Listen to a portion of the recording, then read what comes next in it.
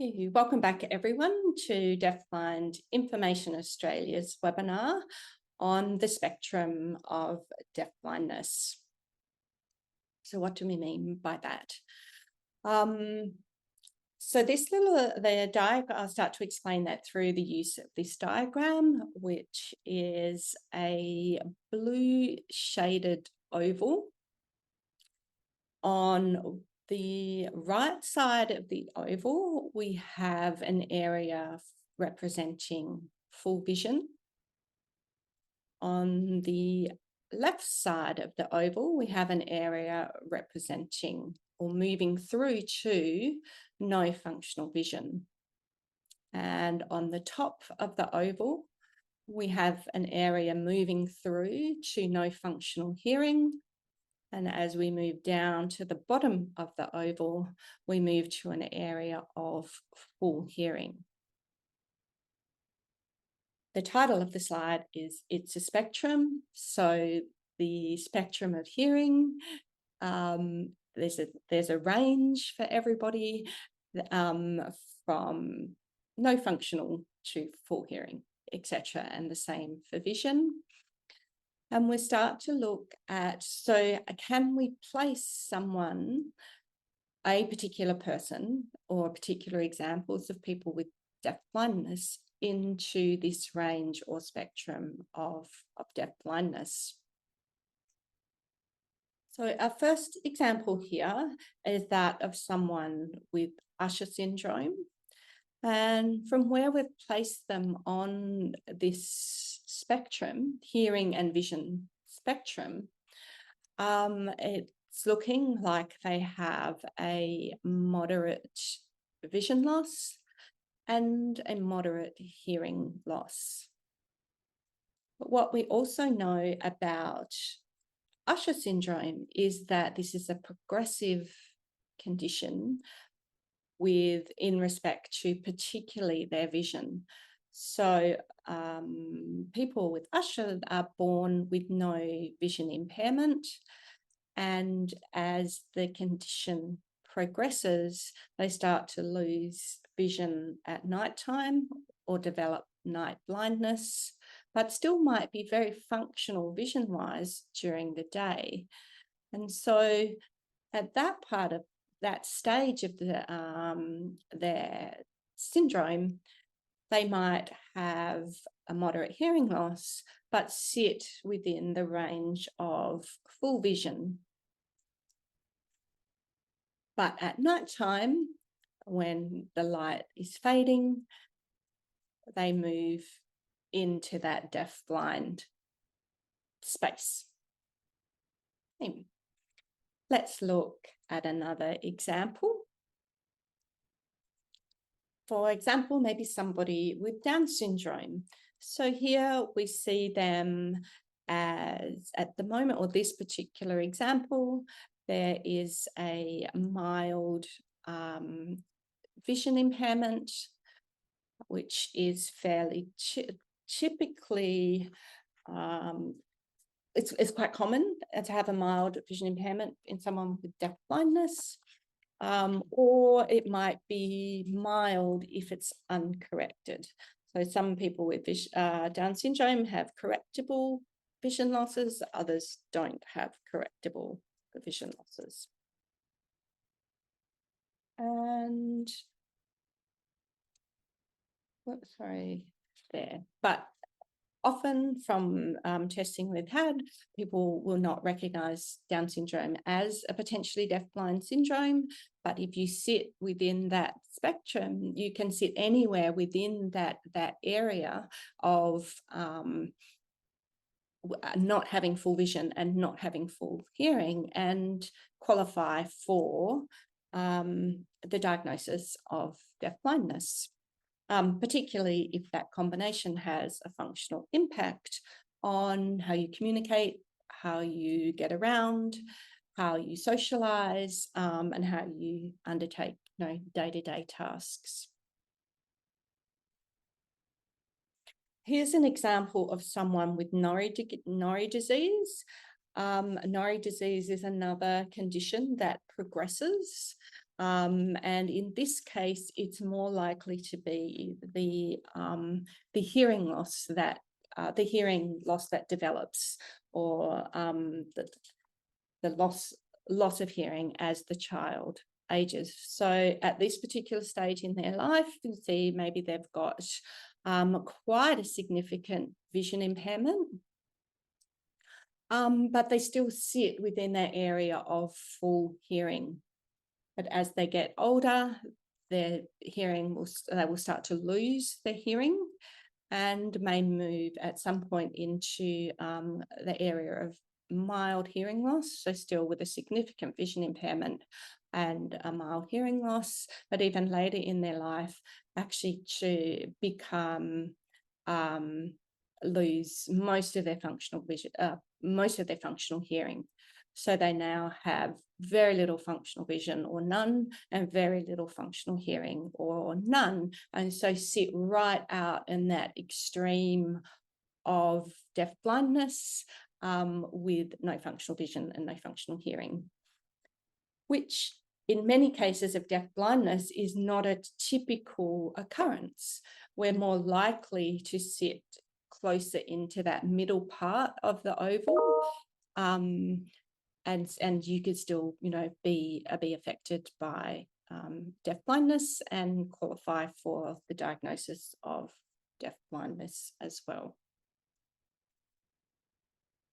And our final example in the spectrum discussion is someone with mild hearing loss but has corrected vision. So they might have, for example, glasses that can correct their vision and move them into that area of having been considered to have full vision. But what if so that person, if their vision can be corrected, would not qualify for a medical diagnosis of deaf blindness. But what if they lost their glasses, or their vision acuities changed and their glasses were no longer suitable to their level of vision, and then they actually needed an updated prescription? Or maybe their glasses were constantly dirty and they couldn't use them to correct their vision. So theoretically, that person could move into the functional area, be considered functionally deafblind, even though they might technically not have a vision impairment. So we need to be very mindful of the kinds of aids and technologies that somebody needs to give them best access to vision and hearing. And there we have in this diagram the little dots and circles that we represented examples of each of those conditions. And just because we've chosen one representation of here Down syndrome or Usher syndrome or Norrie disease, doesn't mean that everybody at any stage of their life is going to be exactly like that. We've just chosen some examples of those conditions. So I will leave you with that diagram to contemplate about, what it means to be deafblind, and that we don't actually need severe hearing loss or profound hearing loss and no functional vision to be considered deafblind. There's a whole spectrum within that area that you could fall into and have deafblindness. So you still could be mild of both, up to any combination of severe, profound of both. And open the webinar up for audience questions. Maybe even comments. Comments are welcome. Whether that surprised you, whether, you were thinking that maybe deafblindness was only where the orange dot is, right out on that severe, profound level of both sense. Maybe you were surprised to hear that Down syndrome is not an uncommon cause of deafblindness. Once again, I can remind our audience that if you want to sign your question, please put that in the Q&A and we will turn the camera on for you. So I have a question here. Do most people with deaf blindness fall in a particular area of the spectrum? I would probably say no. So there's different, I guess, ways to define deaf blindness, but Deaf Blind Australia and a lot of people who work within the field to use a functional definition of deaf blindness. So you have to have some degree of hearing loss, some degree of vision impairment. But if that affects those domains of life that I mentioned earlier, which is communication, so does your hearing loss and your vision loss affect the way you communicate? Does it have an impact on the way that you get around and move around, get from A to B, or even orient yourself? Does it affect how you know where you are and what's around you? Does it affect how you socialize? And does it affect how you do day-to-day tasks? If you have a degree of vision loss and any degree of vision impairment, and any or all of those domains are affected, then you qualify for a diagnosis of deaf blindness. And I would say, no, I don't think anyone falls within any particular area or spectrum of deaf blindness more often than others. What I would say is that typically people recognize deaf blindness if that person has profound vision loss and profound hearing loss, but that doesn't mean that that occurs more frequently than the other combinations of vision and hearing loss. It's just the one that people would automatically recognize. Have a few more questions. When someone is legally blind, can they be anywhere in the spectrum? So legal blindness sort of varies from country to country and system to system, but it's usually defined by a particular level of visual acuity, or worse, inverted commas, worse than that, or a certain reduction in someone's visual field. So the number off the top of my head might be reduction to 20 degrees of peripheral vision, which is, kind of this cone of vision just out in front of you and without access to a lot of or most of your peripheral vision. So someone with legal blindness would sit further to the right on that vision scale, but potentially anywhere from the middle part of no functional vision right up to the extreme of actual no functional vision. Question, and then they could be legally blind with full hearing, or they could be legally blind with a degree of hearing loss, in which case they would then sit in that deaf blind area of the spectrum. So what level of vision would you say a person with one eye has? Now that's really hard to answer without some quality assessment, but also observation of how they function day to day.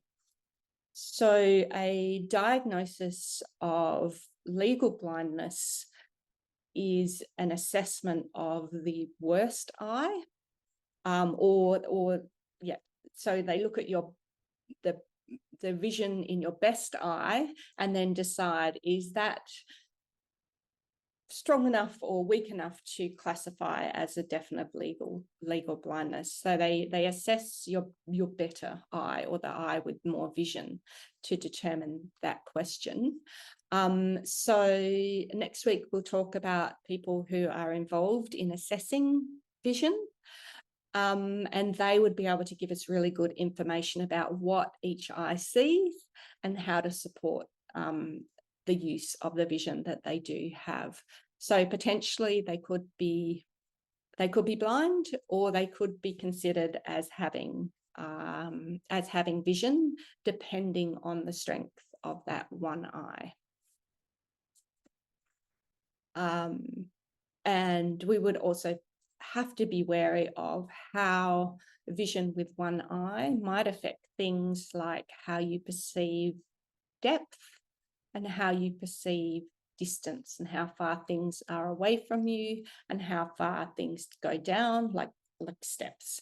And again, how that affects a particular person very much depends on that individual, on how they've adapted to life with one eye.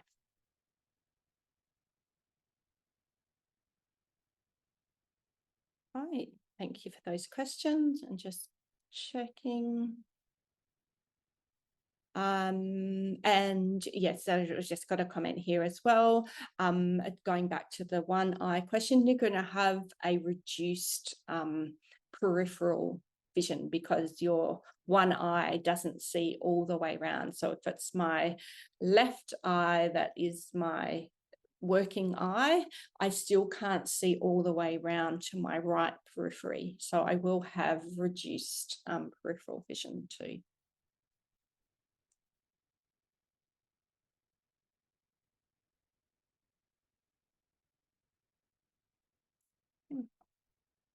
Just waiting for any more questions or comments.